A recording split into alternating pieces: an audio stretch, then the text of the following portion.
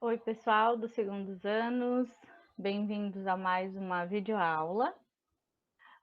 Hoje, então, a gente vai começar a falar sobre modelos de Estado. Começar a falar, não, né? A gente já está falando sobre modelo de Estado, mas eu vou trazer para vocês, então, um outro modelinho de Estado. A gente já viu dois, já falamos sobre Estado absolutista e Estado liberal, e hoje eu vou trazer para vocês, vou apresentar para vocês o Estado socialista. Esse modelo de Estado, principalmente hoje em dia, a gente tem muitas dúvidas, né? Mas vamos tentar, então, entender como é que o modelo socialista funciona. Tá? Vou colocar para apresentar aqui.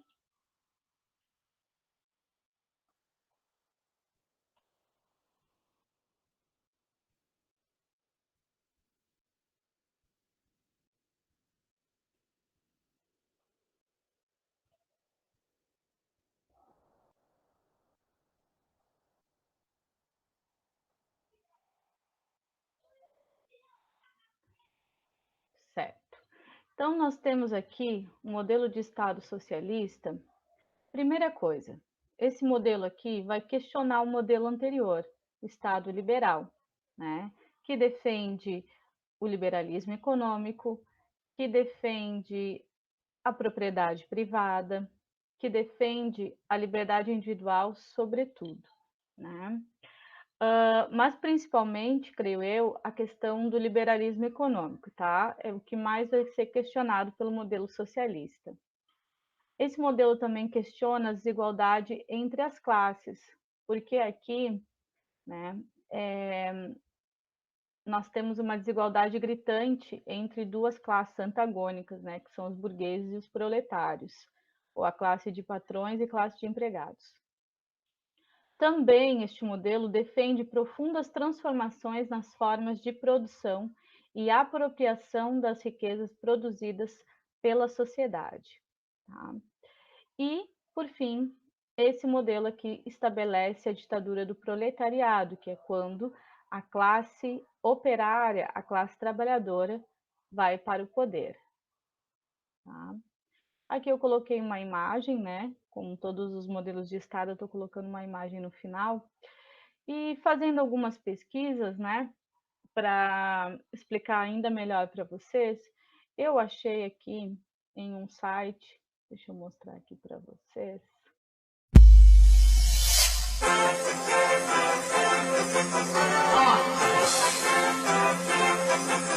Vai!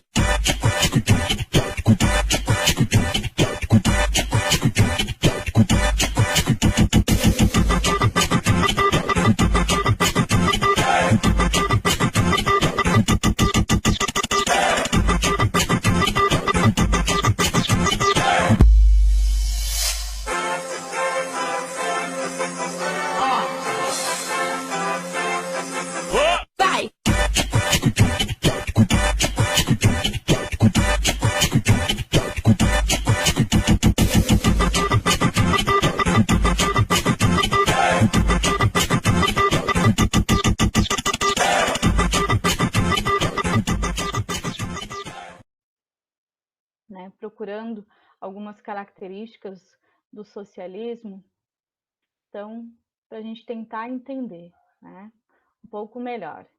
O que é o socialismo?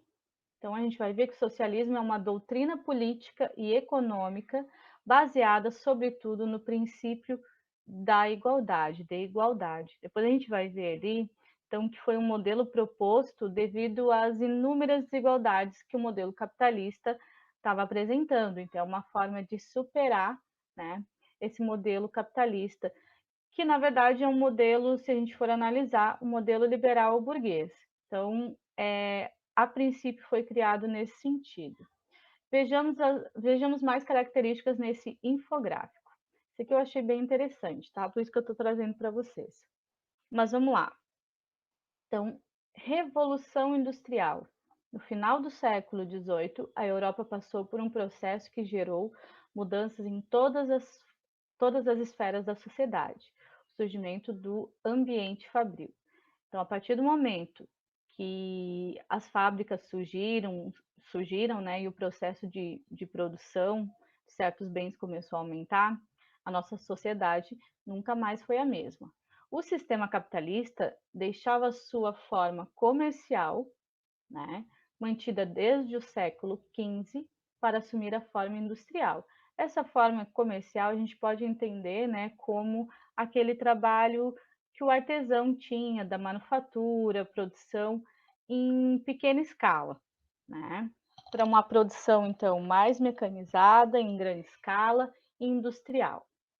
A sociedade europeia passou a se dividir em dois grandes grupos: uma classe burguesa, que detinha a maior parte da riqueza, e a proletária, que possuía apenas a sua mão de obra. Então, voltando lá naquele slide, né, quando questiona as desigualdades entre as classes, aqui está explicando bem.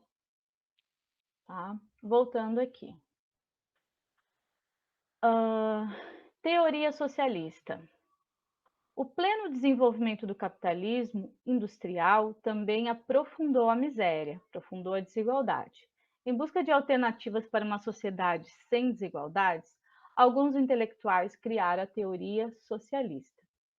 Socialismo utópico e socialismo científico. Quais as diferenças? Talvez você já tenha ouvido falar desses dois termos. Então, aqui explica bem direitinho, achei bem bacana. Socialismo utópico, primeiro, o Conde de Saint-Simon, que é um dos autores que inspirou um dos pais da sociologia, não sei se vocês lembram lá, o Augusto Comte, né? Foi esse cara aqui. É um filósofo e economista francês que foi o principal estudioso dessa corrente. E ele também, né, falava muito sobre positivismo, né? Estudava o positivismo, inclusive foi isso que o Augusto Comte se inspirou nele. Segundo, a conciliação de classes.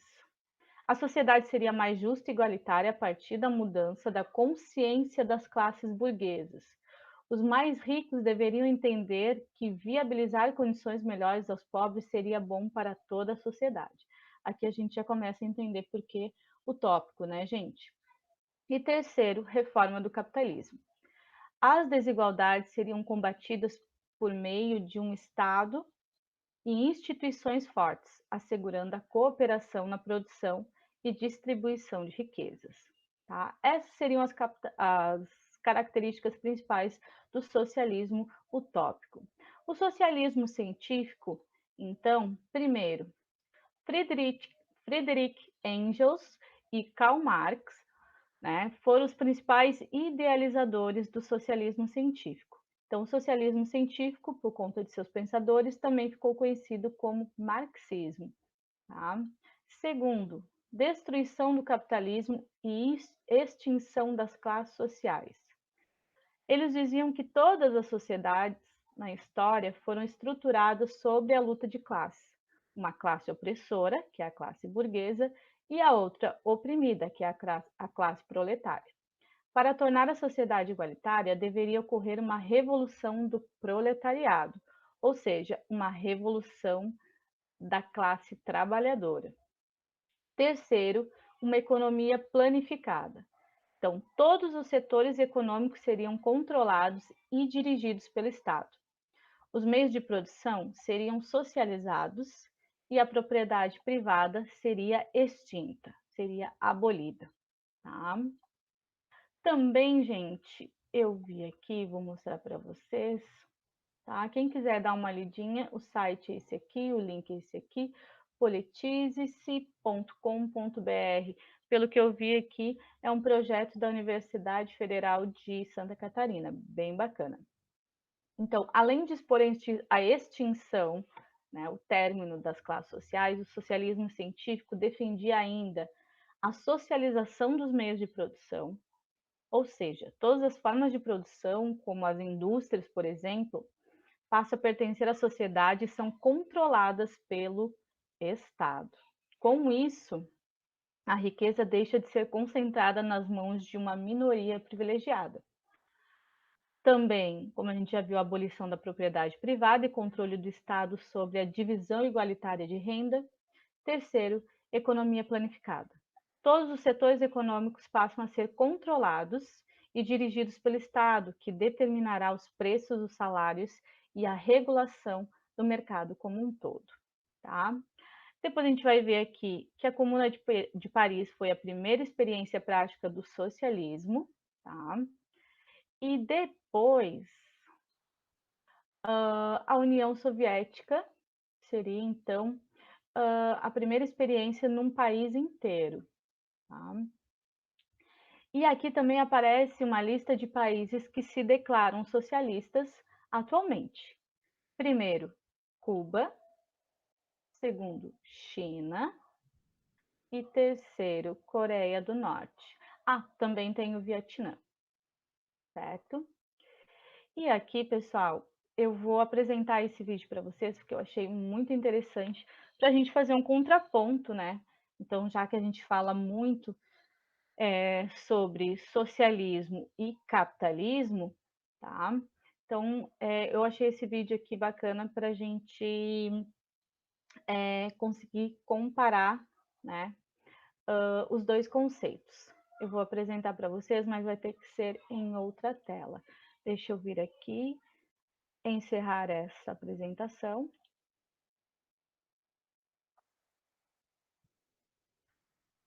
Vou abrir aqui.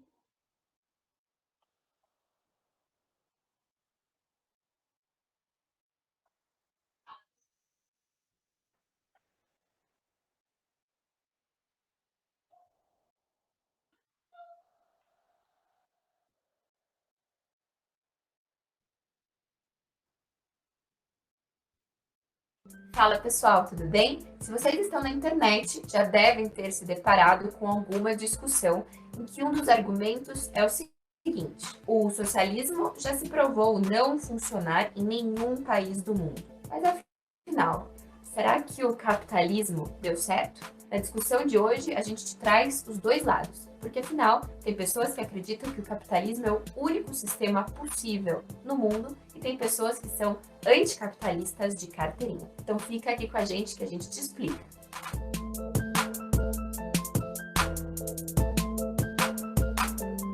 E pessoal, pedido de sempre, deixe o seu curtir, o seu comentário e se inscreve no canal, porque assim o YouTube entende que tem que entregar esse vídeo para ainda mais pessoas. E eu começo esse vídeo perguntando se você aí de casa tem alguma opinião sobre o assunto. Para você, o capitalismo deu certo? Ou será que existe alguma alternativa ao capitalismo que é viável? Deixa aqui o seu comentário que a gente quer ler os seus argumentos, beleza? E se é para a gente falar sobre capitalismo, a gente tem que começar definindo o que é capitalismo e resgatando um pouco da sua história. O capitalismo é um modelo econômico baseado na propriedade privada dos meios de produção. E aqui a gente tem algumas características principais, como o acúmulo de capital, o livre mercado, a troca de mercadorias, o trabalho assalariado e o mercado competitivo. O surgimento do capitalismo foi por volta do século XV, com o enfraquecimento do modo de produção feudal. Toda a produção, que antes era destinada ao senhor feudal, passou a ser destinada ao comércio, através do trabalho assalariado. Foi assim que se ampliaram as fontes de renda e começa a história do capitalismo e de como ele se incorpora na nossa sociedade. Mas olha, isso aqui é um resumão, porque já tem conteúdo no canal sobre isso e a gente vai deixar os links aqui na descrição do vídeo, tá bom? Mas olha só, essa descrição geral abarca os principais pontos para a gente começar o nosso debate. Existe uma noção que é central para se entender o capitalismo, que é de que o capitalismo é um sistema que visa a geração de lucros. E é sobre essa afirmação que começa o nosso debate, já que existem muitas críticas sobre essa lógica do sistema capitalista. Aqui está sendo considerado que o sistema capitalista gira em torno do acúmulo de riqueza. E tudo que não leva ao acúmulo de riqueza ou à geração de lucros é o entrave para o sistema capitalista. O primeiro ponto, então, é que por ser um sistema baseado no acúmulo de riqueza, ele só se sustenta com a desigualdade. Isso porque, para ter acúmulo de riqueza, é preciso ter lucro, ou seja, o excedente da produção não é dividido igualmente entre todas as pessoas que participam da produção dessa mercadoria. E aqui surge a ideia de correntes clássicas como o marxismo, de que o capitalismo é baseado na exploração de certas pessoas. E como isso é tratado na crítica anticapitalista, Significa que para alguns acumularem riqueza, outros precisam ser explorados. Isso vai diretamente ao oposto da ideia de que no capitalismo todos têm os mesmos direitos e as mesmas oportunidades de lucrarem e gerarem riqueza. O que os anticapitalistas afirmam é que a própria natureza do sistema capitalista não permite a igualdade entre as pessoas, porque alguém só acumula grande capital porque em algum momento da cadeia de produção a distribuição dos lucros foi desigual. E aí a gente entra no segundo ponto da crítica anticapitalista, já que, de acordo com essa desigualdade proporcionada pelo sistema, poucas pessoas vão viver com muito e muitas pessoas vão viver com muito pouco. E aí fala-se da diferença de oportunidades, de acesso a serviços e também de autonomia. Para ficar mais claro o argumento desse pessoal, eu vou dar um exemplo. Imagine que as pessoas muito ricas, milionárias, bilionárias, podem viver onde quiserem, comer o que quiserem, ter acesso à educação que preferirem e também ao medicamento que quiserem. Enquanto isso, as pessoas que têm menos dinheiro não podem fazer as mesmas escolhas. Ou seja, no sistema capitalista, quanto menos dinheiro a pessoa tem, menos escolhas ela pode fazer. E muitas vezes o padrão de vida das pessoas nem ao menos lhes permite fazer escolhas de fato. Bom, e tem um terceiro argumento. As pessoas que criticam o capitalismo acreditam que se continuarmos nesse modelo de produção, não vamos muito longe. Afinal, se no capitalismo as empresas buscam sempre o maior lucro, elas vão buscar sempre produzir mais. Mas o meio ambiente tem recursos limitados e não consegue acompanhar esse ritmo. Então, uma das críticas anticapitalistas é também sobre o meio ambiente, porque esse sistema gera lixo, poluição, desmatamento. Bom, mas esses foram os argumentos contra o capitalismo. E existem também os argumentos a favor desse sistema como a melhor alternativa para o mundo que a gente vive. A primeira coisa é que para as pessoas que defendem o capitalismo, a percepção sobre a definição da palavra é diferente. Para essas pessoas não é apenas sobre gerar lucro, mas sobre a satisfação dos desejos e das necessidades de todas as pessoas do mundo. Pensa só, o cerne do capitalismo é que as pessoas podem produzir tudo aquilo que puderem e trocar por tudo aquilo que tem necessidade. E o dinheiro, nesse caso, seria apenas o facilitador de uma sociedade cheia de perspectivas e oportunidades. E é a partir dessa ideia de satisfazer as necessidades que a gente deve ao capitalismo todas as facilidades da vida moderna. E pelo menos esse é o argumento das pessoas que defendem o capitalismo, e eu vou te explicar. Se o capitalismo se baseia nas trocas voluntárias, ou seja, na compra e venda de mercadorias para satisfazer as pessoas, aquelas empresas que vendem as melhores mercadorias são as que conseguirão vender mais ou ter mais clientes. Então, o primeiro argumento a favor do capitalismo é que ele fomenta a inovação e a eficiência da produção, já que as pessoas vão estar competindo por quem produz melhor, mais rápido e mais barato. E daí a gente tem o segundo argumento a favor do capitalismo, que é que justamente essa competição entre as pessoas que vendem produtos facilita a pulverização do acesso aos bens. E o que isso significa? Hoje, por exemplo, muitas pessoas de diferentes classes sociais têm acesso a smartphones. Isso não era possível no passado. E isso pode ser visto com os mais diversos bens e serviços. Os carros, as passagens de avião, entendeu? E ainda tem mais, já que com tantos produtos e serviços, o consumidor pode escolher o melhor produto do fornecedor que melhor lhe agradar. E isso é um argumento contra o monopólio estatal da indústria. O monopólio é quando o Estado toma para si o papel de fornecer os bens e serviços. Isso acontece numa sociedade socialista, por exemplo. O terceiro argumento a favor do capitalismo trata também sobre a liberdade. A liberdade de empreender, de mobilidade social, de mudar de vida. Isso, por exemplo, não era possível no feudalismo. E é por causa desse argumento que as pessoas que defendem o capitalismo dizem que esse sistema torna possível que uma pessoa que nasceu com poucos recursos possa trabalhar até ficar rica. Então, por esse ponto de vista, o capitalismo, na verdade, erradica a pobreza. Muita coisa, né? Já chegou a uma conclusão? Então vamos pensar no exemplo dos Estados Unidos, que é talvez o grande exemplo de capitalismo de toda a história. Não faltam histórias de pessoas que saíram dos seus países de origem em busca de uma vida melhor nos Estados Unidos. 13% da população do país é imigrante. E o país é berço de várias histórias de pessoas que enriqueceram empreendendo. As grandes inovações tecnológicas foram criadas em empresas norte-americanas. De 1978 até 2019, o país foi o que mais registrou patentes em todo o mundo. Por fim, os Estados Unidos é o país com o maior PIB do mundo. Então dá para pensar que o capitalismo deu certo no país, não é mesmo? Bom, mas tem quem veja esse cenário de uma forma totalmente diferente, pela desigualdade de renda do país. O índice de Gini dos Estados Unidos está em crescimento. Isso quer dizer que a desigualdade está a cada ano se tornando mais acentuada. Segundo dados da Pew Research, os Estados Unidos é o país mais desigual entre o G7, ou o grupo dos 7 países mais ricos do mundo. E segundo dados também dessa instituição, os 20% mais ricos dos Estados Unidos são responsáveis por mais de metade da renda de todo o país. Então, será que o capitalismo deu certo mesmo? Ou deu certo para algumas pessoas? Bom, e depois de tudo isso, eu quero a sua opinião. Será que existe um sistema alternativo ao capitalismo ou ele segue sendo a melhor alternativa para o mundo de hoje? Deixe aqui o seu comentário e a gente se vê no vídeo da semana que vem. Até a próxima!